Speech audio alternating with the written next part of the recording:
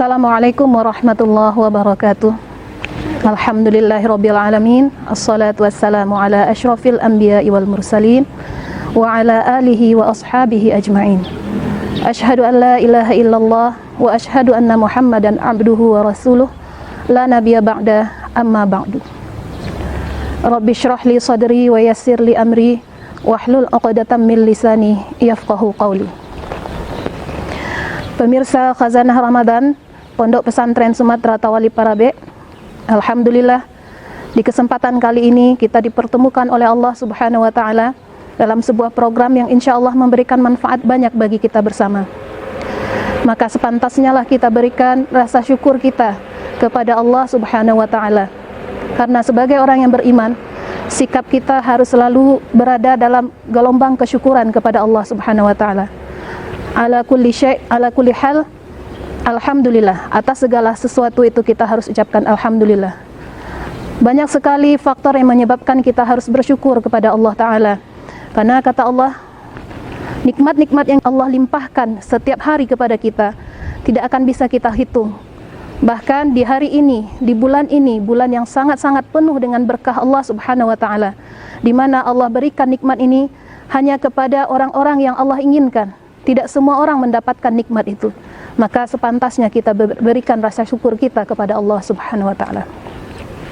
Selanjutnya salawat dan salam kita sampaikan kepada Rasulullah junjungan kita Nabi Muhammad sallallahu alaihi wasallam, yang mana beliau sebagai satu-satunya profil idola harusnya bagi kita semua, harus menjadi role model yang betul-betul setiap saat kita contoh kehidupan beliau. Allah siapkan Rasulullah SAW dalam setiap kondisi. Pernah kaya, pernah miskin, pernah dalam keadaan sakit, pernah dalam keadaan yang luar biasa bagusnya. Itu semua menjadikan contoh teladan bagi kita. Bagaimana kita bersikap setiap saat yang kita pandang itu adalah Rasulullah SAW. Dengan cara berikanlah kepada Rasulullah SAW itu salawat. Allahumma salli ala Muhammad wa ala ali Muhammad. Kata Rasulullah SAW, setiap salawat yang kita berikan kepada beliau adalah ma'rudatun alayya, kata beliau. Setiap salawat yang kita sampaikan kepada Rasulullah itu diperlihatkan kepada beliau. Maka itulah buktinya kita sebagai umat Rasulullah, yang insya Allah kita akan dikenali oleh Rasulullah nanti di Yaumil Mahsyar sebagai umat yang harus beliau selamatkan, sebagai umat yang akan mendapatkan syafaat kelak di sisi Allah Subhanahu wa ta'ala. Baiklah, pemirsa Khazanah Ramadan rahimakumullah. Untuk saat ini izinkanlah kami menyampaikan beberapa hal yang mungkin kami ketahui dan kami ingin berbagi dengan para pemirsa semua. Di hari ini kita akan bawakan tema tentang motivasi beribadah. Kenapa kita harus membahas permasalahan ini? Karena dalam beberapa waktu, dalam beberapa kesempatan, manusia itu Allah sudah sampaikan bahwa kondisi kita, Rasulullah sampaikan dalam hadisnya, kadang-kadang kita, kondisi iman kita itu bagus. Al-imanu yazid wa yanqus. Kadang iman naik, kadang iman turun. Ketika iman kita dalam kondisi naik, kita nggak butuh motivasi apapun untuk melakukan ibadah lillahi ta'ala. Namun berbeda halnya ketika kita dalam kondisi iman yang turun, iman kita dalam keadaan yang drop, kita harus butuh motivasi untuk melakukan ibadah kepada Allah Subhanahu wa taala. Karena memang Allah Subhanahu wa taala sudah sampaikan dalam surat Az-Zariyat bahwa taklif kita sebagai manusia dan jin sebagai golongan yang lain adalah hanya untuk beribadah kepada Allah Subhanahu wa taala. A'udzubillahi minasyaitonir rajim. Bismillahirrahmanirrahim. Wa ma khalaqtul jinna wal insa illa liya'budun. Tidak akan aku ciptakan manusia dan jin kecuali tugasnya memang hanya untuk beribadah kepadaku. Itu kata Allah. Artinya fungsi utama kita diturunkan di atas dunia ini, fungsi utama kita diadakan oleh Allah di atas dunia ini adalah untuk beribadah. Ketika seorang manusia sudah tidak bisa beribadah dengan sebaik-baik, dengan seusaha yang maksimal, maka saat itu manusia itu dalam kondisi yang disfungsi, tidak berfungsi sesuai dengan tujuan ciptaan Allah Subhanahu wa ta'ala. Kalau kita bisa ibaratkan, benda yang sudah tidak melaksanakan fungsinya dengan baik, itu akan dibuang saja oleh pemiliknya. Misalkan ketika lampu sudah tidak bisa lagi menyala dan menyinari kegelapan, maka lampu itu akan dianggap rusak, kemudian dibuang saja. Pulpen, ketika pulpen sudah tidak bisa untuk menulis, tidak bisa lagi mengeluarkan tintanya, maka pulpen tersebut akan dibuang saja oleh pemiliknya. Jadi ketika kita sudah tidak bisa lagi mampu beribadah, maka saat itu kita dalam kondisi yang disfungsi, tidak berfungsi sebagaimana yang Allah titahkan kepada kita. Jadi kami di sini mengajak para pemirsa semua agar kita semangat terus beribadah. Nah, motivasi ini bisa datang dari apa saja. Sebelum kita lihat motivasi beribadah, seorang muslim harusnya cerdas, harusnya bisa mengukur level di mana dia beribadah. Ada beberapa level abid ini, orang-orang yang beribadah ini ada beberapa levelnya. Yang paling rendah itu namanya level orang-orang yang levelnya itu mukrahin, level terpaksa. Ibaratnya ketika seseorang dipaksa beribadah hanya menyelesaikan kewajiban saja, ini adalah level terendah. Anak SD misalkan disuruh belajar puasa, disuruh belajar sholat, mereka melakukan secara fikihnya selesai, rukunnya selesai, syaratnya selesai, tapi hatinya nggak dibawa, feeling ibadahnya tidak dapat, maka saat itu disebutlah dia sebagai ibadah al-mukrahin, ibadahnya terpaksa. Mungkin kita pernah berada di level ini. Kemudian ada nanti ibadah itu levelnya adalah ibadatul ummal, ibadah orang yang bekerja, orang gajian, orang karyawan. Dia maunya ibadah ketika dia dapat sesuatu yang lain dari hasil ibadah dia, mengharapkan sesuatu yang lain. Tapi ini masih mending dibandingkan dengan ibadah mukrahin. Dia mengetahui ada balasan yang diberikan ketika dia sudah selesai melakukan ibadah. Yang ketiga ini hampir sama dengan ibadah al-ummal, namanya ibadah at-tujar, ibadah para pedagang, tukar menukar. Jadi dia maunya begini ketika dia mau melakukan ibadah, ada imbalan yang dia harapkan. Selanjutnya namanya ada ibadah al-muti'in, ibadah orang-orang yang taat. Ini sudah termasuk ibadah yang luar biasa. Orang mau beribadah ketika dia dalam kondisi ingin taat kepada Allah, ketika dia mau melaksanakan ibadah itu karena rasa syukur mungkin, atau karena takut dengan azab Allah. Dan yang terakhir, ini level tertinggi namanya ibadatul mutaladzizin, ibadah orang-orang yang sudah merasakan lezatnya beragama. Ciri-cirinya bagaimana? Ciri-cirinya adalah ketika seseorang itu beribadah, dia merasakan enak sekali, tilawah beberapa lamanya tidak terasa, tidak mau menghentikan ibadah. Ketika sholat sudah mau berakhir salam, dia merasa sedih. Ini level-level ibadah seperti ibadahnya para rasul dan para orang-orang yang saleh. Dan mudah-mudahan kita sampai ke level ini. Jadi para pemirsa Khazanah Ramadan yang dimuliakan oleh Allah Subhanahu wa taala, 5 level ini kita akan selalu berada di antara mereka semua. Kadang di level 1, kadang level 2, kadang level 3. Dan mungkin bisa saja kita sampai ke level 5 ini. Nah, kami di sini akan memberikan beberapa motivasi dan tips kepada para pemirsa semua. Ini terutama untuk diri kami sendiri. Bagaimana ketika kondisi iman kita sedang dalam keadaan yang drop itu, yanqus, sedang dalam keadaan berkurang.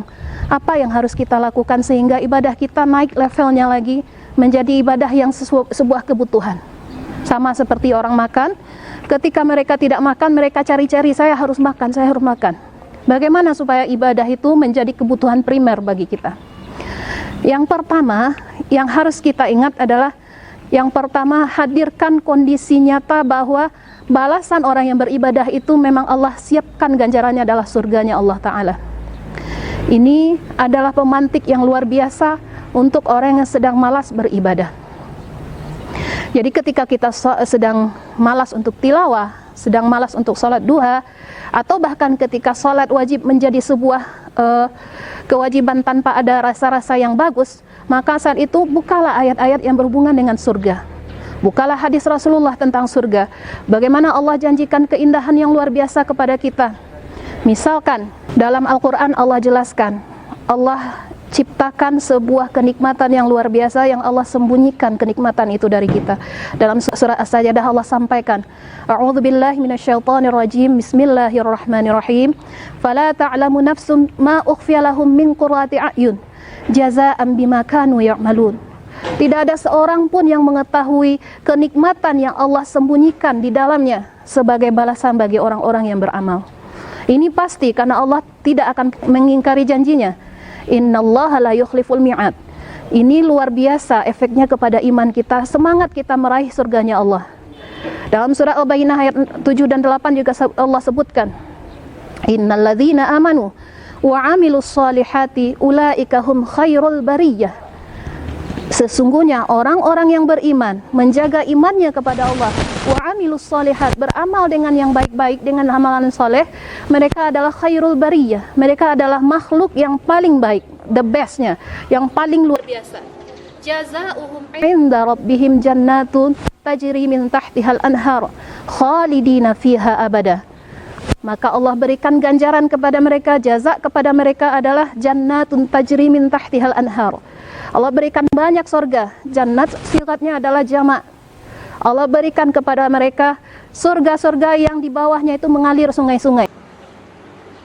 Itu khalidina fiha abada. Mereka semuanya kekal di dalamnya. Jadi radhiyallahu anhum wa radu'an.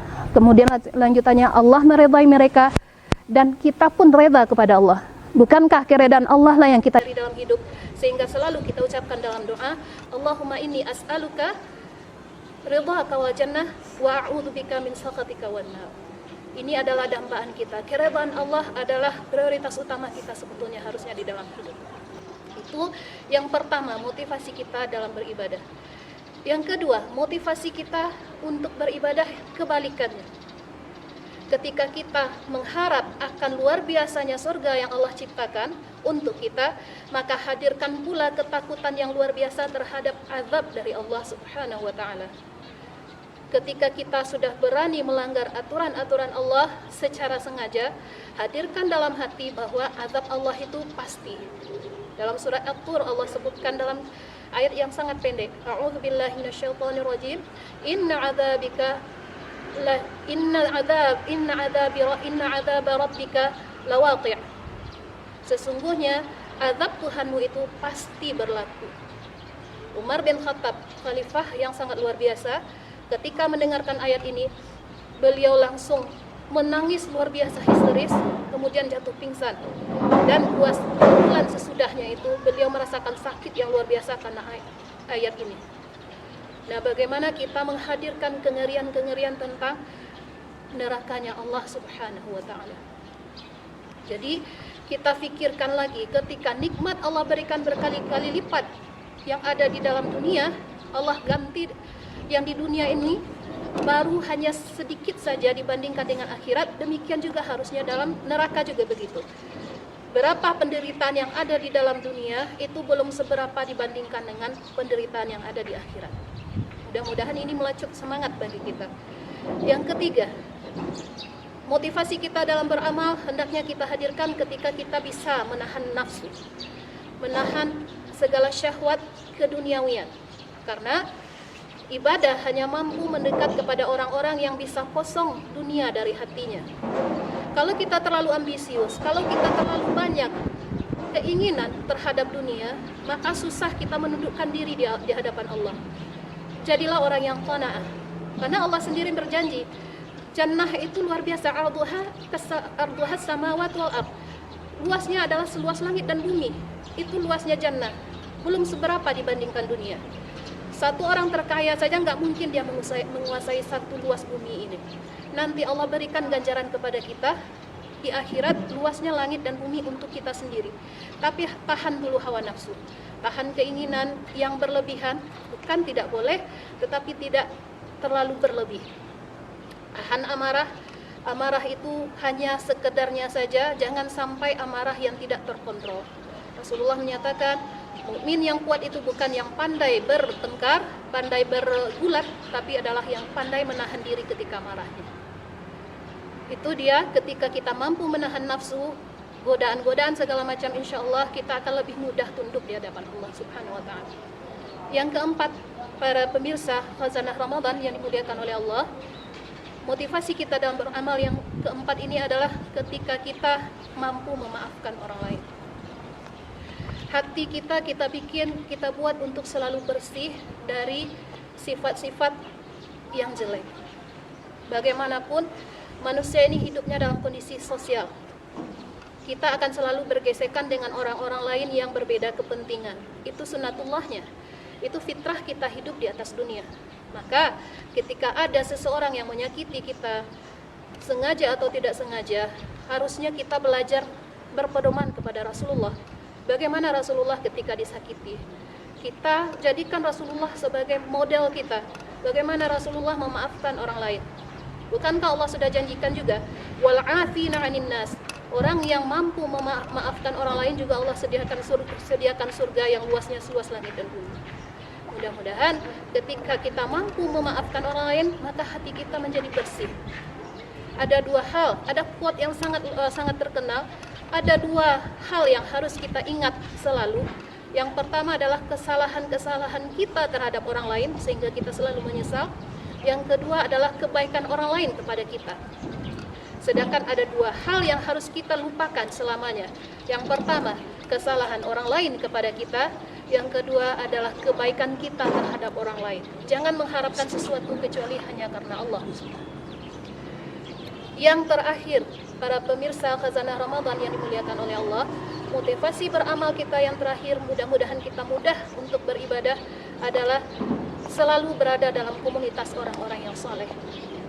Ketika kita dalam kondisi berada dalam lingkungan yang positif, insya Allah kita akan terbawa ikutan positif. Bukankah Rasulullah mengatakan, seorang muslim itu dilihat dengan siapa dia berkawan. Mudah sekali menentukan dia orangnya baik atau tidak. Lihat saja dia dengan siapa dia dengan berteman. Jadi ketika ada orang berteman dengan orang yang jahat, kemungkinan besar dia juga begitu. Karena Rasulullah sudah mengatakan, berteman dengan penjual minyak wangi kita akan kebagian harumnya, berteman dengan pandai besi kita juga akan kebagian bau dari bakarannya. Maka bertemanlah dengan orang-orang yang saleh. Minimal ketika kita tidak termasuk dari mereka, tetapi kita ikut merasakan kebaikan dari aura-aura yang mereka bawa. Bagaimana Rasulullah mengatakan, misalkan dalam sebuah majelis di mana orang berzikir semua kepada Allah, itu seluruhnya kan dinaungi oleh malaikat dengan sayap-sayapnya, dan mereka mintakan ampun kepada Allah atas segala kesalahan-kesalahan orang tersebut. Bahkan orang yang lewat di sana tidak ikut mendengarkan juga didoakan oleh malaikat. Demikian juga ketika ada seseorang yang berada di majelis ghibah, ada orang lain berghibah, dia nggak ngapa-ngapain, hanya duduk diam saja di sana, dia ikut terbagi dosanya. Begitu penting kita berada dalam lingkungan orang yang baik, sehingga menyebabkan diri kita menjadi baik juga. Baiklah, para pemirsa Khazanah Ramadan yang dimuliakan oleh Allah Subhanahu wa taala, kita review lagi. Ada 5 hal yang harus kita berikan motivasi. Kita berikan 5 hal motivasi yang harus kita lakukan supaya kita bisa beramal lebih bagus. Yang pertama, keindahan surga itu harus kita hadirkan. Yang kedua, kengerian surga itu, kengerian terhadap neraka itu penting kita ketahui. Yang ketiga, sebagai seseorang yang mukmin, kita harus pandai mengendalikan hawa nafsu, kemudian harus bisa memaafkan orang lain, dan yang terakhir, bertemanlah dengan orang-orang yang soleh. Mudah-mudahan ini menjadi kebaikan bagi kita semua, terutama bagi kami yang menyampaikan. Terima kasih, maaf atas segala kesalahannya. Wassalamualaikum warahmatullahi wabarakatuh.